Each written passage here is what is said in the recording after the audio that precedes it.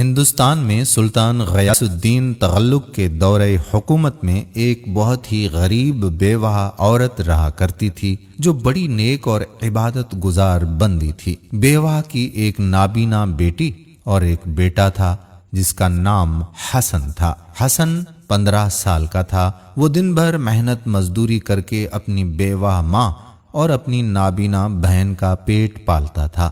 ایک روز اسے کوئی بھی مزدوری نہ ملی، جبکہ اس کی ماں اور اس کی بہن پہلے ہی 3 دن سے فاقہ کر رہی تھیں۔ اس صورتحال پر حسن اپنی ماں کے سامنے بیٹھ کر رونے لگا۔ نیک ماں نے اسے تسلی دی۔ ادھر سخت سردیوں کا موسم شروع ہو چکا تھا، لیکن ان کے پاس گرم کپڑے اور لحاف بھی نہیں تھا۔ ایک رات حسن کی بہن کو پسلی میں شدید درد اٹھا اور وہ چل بسی۔ انا للہ و انا الیہ راجعون۔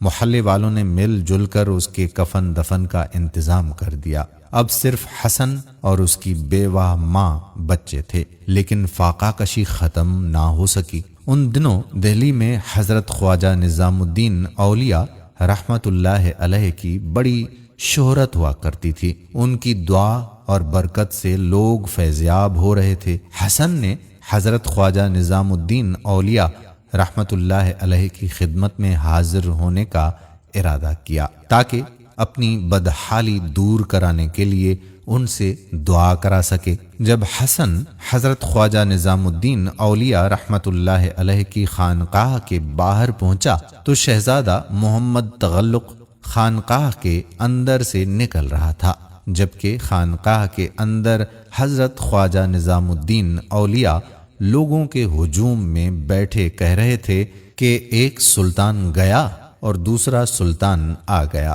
حسن ابھی خانقاہ کے باہر کھڑا تھا۔ حضرت نظام الدین اولیاء رحمت اللہ علیہ نے خادم سے فرمایا، جاؤ باہر جو سلطان کھڑا ہے اسے میرے پاس لے آؤ۔ خادم باہر گیا تو حسن کو غریب حالت میں دیکھ کر واپس آ گیا اور عرض کیا کہ باہر کوئی بادشاہ نہیں ہے، صرف ایک مفلوق الحال نوجوان کھڑا ہوا ہے۔ حضرت خواجہ رحمت اللہ علیہ نے فرمایا، ہاں وہی تو مستقبل کا بادشاہ ہے، جاؤ اسے میرے پاس لے آؤ۔ جب حسن خانقاہ کے اندر داخل ہوا تو حضرت نظام الدین اولیاء رحمت اللہ علیہ نے بڑی شفقت سے فرمایا، بادشاہ سلامت، بیٹھ جائیے۔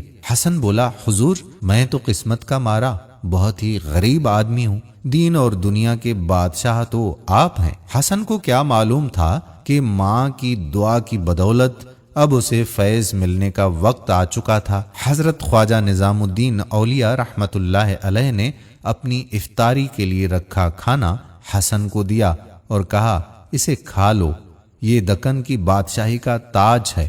حسن نے حکم کی تعمیل کی اور کھانا کھا لیا۔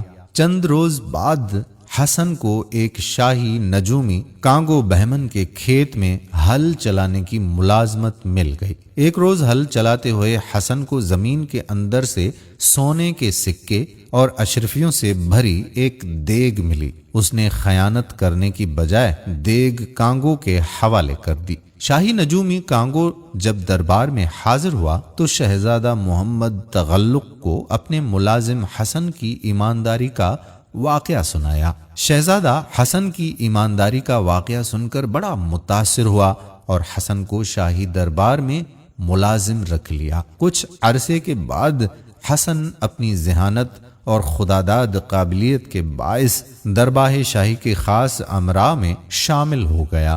جب شہزادہ محمد تغلق ہندوستان کا بادشاہ بنا تو حسن اس وقت دکن میں تھا۔ دکن کے امراء نے اتفاق رائے سے حسن کو اپنا بادشاہ بنا لیا۔ بادشاہ بننے کے بعد حسن اکثر کہا کرتا تھا کہ حضرت خواجہ نظام الدین اولیاء رحمت اللہ علیہ کی دعا نے مجھے گدائی سے شاہی تک پہنچایا ہے، ورنہ میں تو ایک مفلوق الحال انسان تھا۔ ایک مرتبہ ایک شخص آپ رحمت اللہ علیہ کی خدمت میں مالی مدد کے لیے حاضر ہوا۔ 3 دن خانقاہ میں قیام کے باوجود مالی امداد کا کوئی معقول انتظام نہ ہو سکا تو وہ شخص واپس گھر جانے لگا۔ حضرت نظام الدین اولیاء رحمت اللہ علیہ نے اسے اپنے نعلین دیتے ہوئے کہا کہ اس فقیر کے پاس تمہیں دینے کے لیے اپنے جوتوں کے علاوہ کچھ نہیں ہے۔ وہ شخص جوتے لے کر چل پڑا اور سوچنے لگا کہ اب بوسیدہ جوتوں کا کیا کروں گا؟ حضرت نے اچھا مذاق کیا ہے میرے ساتھ۔ رات ہوئی تو وہ شخص ایک سرائے میں ٹھہر گیا۔ سرائے سے دور امیر خسرو، جو حضرت نظام الدین اولیاء رحمت اللہ علیہ کے مرید بھی تھے، اپنے لشکر سلطانی کے ہمراہ رات کو پڑاؤ کیا تو اچانک امیر خسرو چلا اٹھے، مجھے اپنے مرشد کی خوشبو آ رہی ہے۔ وہ خوشبو کا تعاقب کرتے کرتے اس سرائے تک جا پہنچے اور اس شخص کو جگایا اور پوچھا، تم حضرت نظام الدین اولیاء رحمت اللہ علیہ کی خانقاہ سے آ رہے ہو کیا؟ وہ شخص آنکھیں ملتا ہوا بولا، ہاں، میں ان کے پاس مدد کے لیے گیا تھا، انہوں نے اپنے پرانے بوسیدہ جوتے دے دیے ہیں۔ امیر خسرو نے جذبات میں اس شخص سے اپنے پیر و مرشد کے جوتے 7 لاکھ چیتل، جو کہ اس وقت کا رائج سکہ تھا، اس کے بدلے خرید لیے۔